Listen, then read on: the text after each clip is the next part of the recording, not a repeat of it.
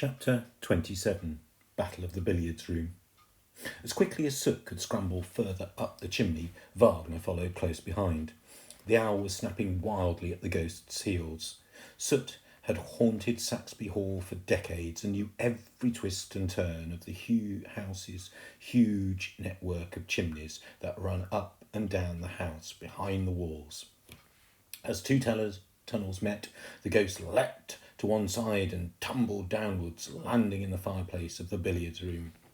This was the place where a long line of Lord Saxbys would entertain their male guests after dinner.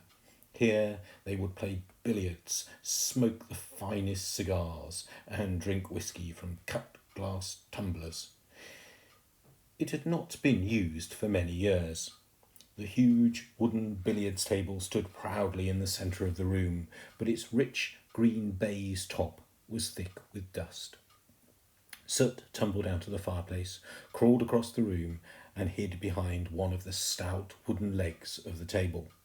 A moment later, Wagner shot out of the chimney, a large cloud of coal dust following him. The great bird flapped his huge wings to disperse it and settled on the rug for a moment. He glanced around the room, then tipped his head down and inspected the trail of black foot and handprints that were clearly visible on the cream rug. They started at the fireplace and stopped somewhere under the billiards table. The bird had his prey. Soot stayed as still as he could behind the table leg, desperate not to give himself away. But the owl followed the little patches of coal dust that Soot had left behind, hopping on his talons towards the ghost, slowly and silently. Finally, the bird was on the other side of the table leg, frozen with fear. Soot could hear the bird breathing. The ghost reached up one hand onto the tabletop as silently as he could and grabbed hold of a billiards cue to defend himself. But the wooden cue clunked on the edge of the table and Wagner hopped on one side. Squawk! The noise of the bird was deafening. Soot held out the cue in front of him, but before the boy could swing it as Wagner, the owl, tore the wooden pole out of his hands with his bill. Then the bird proceeded to snap it clean in two. However, this gave Soot a chance to leap up out of the way and onto the table.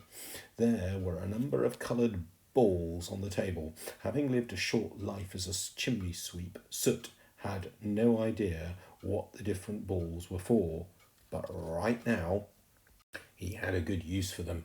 As the owl hopped onto the table opposite him, his sharp talons ripping straight through the green baize, Soot picked up one of the white balls.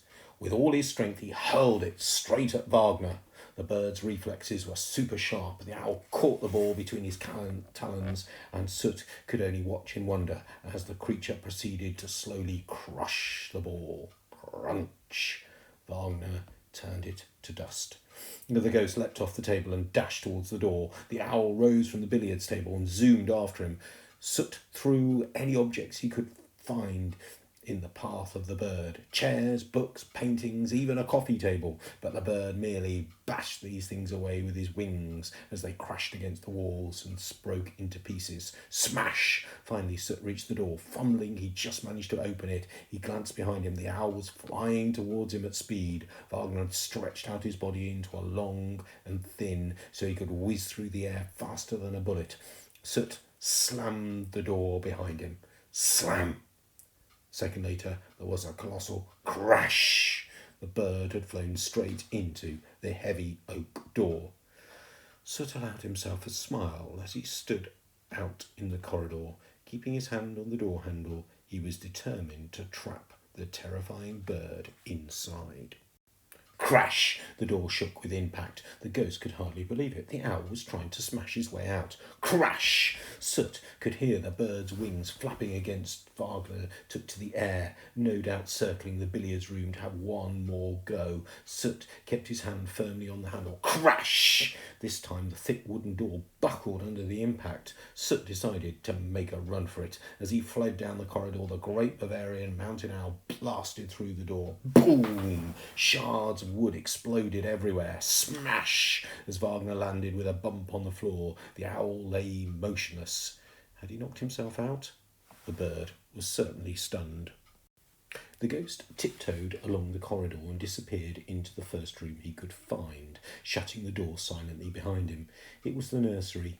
An old rocking horse stood still at the door of the window, and a huge railway set was spread out along the floor. There were large books with lots of pictures in them: teddy bears, dolls, toy soldiers, a huge box of marbles, toy cars, even a dog with on wheels. It was Soot's favourite room in the house by far. Neither he nor the other children in the workhouse had owned a single toy, so this was a magical place to him. But as much as he wanted to stay and play, he had to keep moving, and he made his way over to the fireplace, climbed up the chimney. Back in the darkness of the tunnels, he knew he had to find his friend Stella. He had to warn her. Aunt Alberta had not been upstairs in her bed, sleeping the whole time after all. Suddenly it dawned on him exactly where she was. In an instant he knew the girl was in terrible danger.